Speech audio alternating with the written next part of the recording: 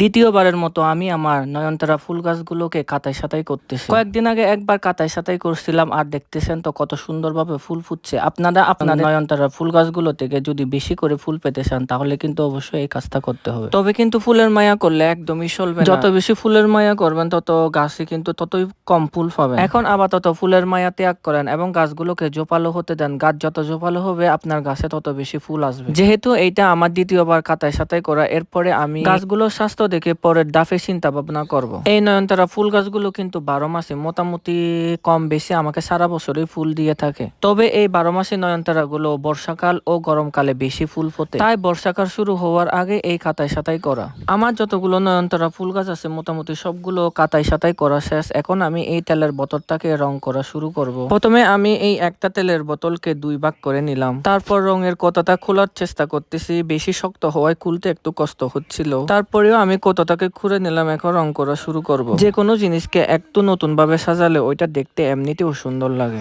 অর্ধেক বোতল রং করা শেষ, এখন আমি পরের অর্ধেকটাকেও রং করা শুরু করলাম। সো মাই বিউটিফুল পিপল, দেখা হচ্ছে আপনাদের সাথে পরের কোনো একটা ভিডিওতে। ততক্ষণ পর্যন্ত সবাই ভালো থাকবেন, সুস্থ থাকবেন, আর হ্যাঁ আমার জন্য অবশ্যই দোয়া করবেন। Tata, bye bye.